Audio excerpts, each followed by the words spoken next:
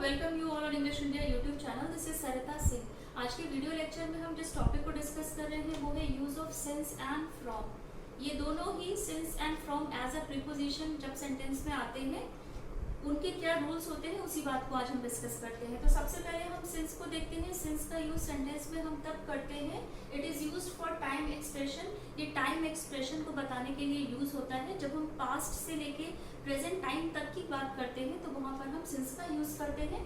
Talk about specific point in time, जब हम time में भी स्पेसिफिक टाइम के बारे में बात करते हैं सिंस का यूज होता है।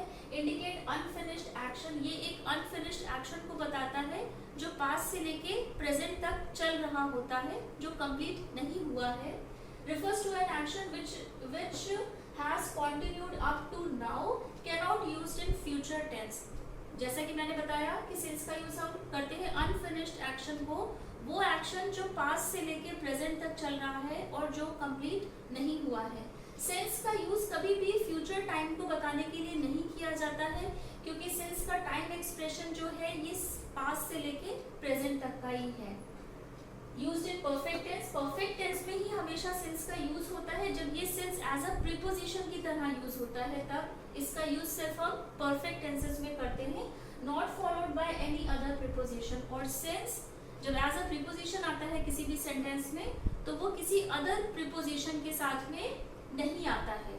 सिंस का यूज एज अ प्रीपोजिशन तो होता ही है, इसके अलावा सिंस का यूज एज एन एडवर्ब और एज एन कंजंक्शन की तरह भी होता है।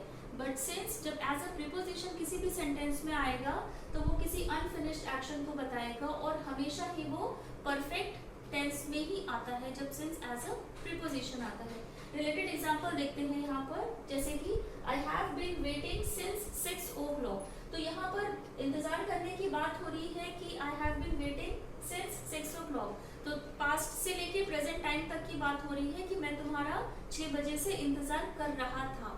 तो एक अनफिनिश्ड एक्शन है, अनफिनिश्ड एक्शन की बात हो रही है। हैव बीन यूज हुआ है, इसका मतलब परफेक्ट टेंस में सिंस का यूज हुआ है as a preposition. Second example है, she has been doing this homework since morning. Perfect tense में ही यूज होता है सिंस का as a preposition. She has been doing the homework since morning, मतलब कि वो मॉर्निंग से ही अपना होमवर्क कर रही है, स्टिल वो काम हो रहा है, एक्शन फिनिश्ड नहीं हुआ है। लास्ट एग्जाम्पल है, it has been raining since morning. यहाँ पर भी परफेक्ट टेंस का एग्जाम्पल है, बताया जा रहा है कि सुबह से ही बारिश हो रही है। तो एक जो एक्शन है वो पास्ट से लेके प्रेजेंट तक चल रहा है, एक्शन कंप्लीट नहीं हुआ है, अनफिनिश्ड एक्शन है। तो सिंस का यूज हमने डिस्कस करा है। सिंस का यूज हमने करा है जब किसी अनफिनिश्ड एक्शन की बात करते हैं, परफेक्ट टेंस में यूज होता है, और किसी स्पेसिफिक टाइम के बारे में जब हम बात करते हैं, टाइम एक्सप्रेशन के बारे में बात करते हैं जो पास्ट से लेके प्रेजेंट तक चल रहा होता है, वहां पर since as a preposition use होता है। इसके अपोजिट हम देखते हैं कि जो फ्रॉम एज अ प्रीपोजिशन है, फ्रॉम एज अ प्रीपोजिशन हम कब यूज करते हैं, use to refer to a place और a time at which any event, action और जर्नी स्टार्ट। तो फ्रॉम का यूज हम वहां पर करते हैं जब हम किसी प्लेस या किसी जगह की या टाइम की बात करते हैं, या किसी ऐसे इवेंट या ऐसे एक्शन या किसी ऐसी जर्नी की बात करते हैं जो जस्ट स्टार्ट हुई है। सेकेंड पॉइंट है, followed by till until to which refers to the end of an action.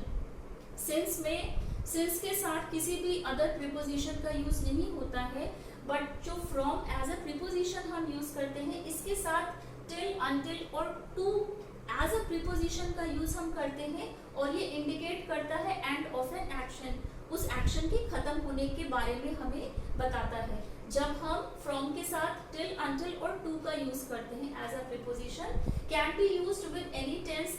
जैसा कि हमने डिस्कस करा था, सिंस का यूज हम सिर्फ परफेक्ट टेंस में करते हैं, इसके अपोजिट फ्रॉम का यूज हम किसी भी टेंस में कर सकते हैं, वो प्रेजेंट का है, पास्ट का है या फ्यूचर का भी हो सकता है।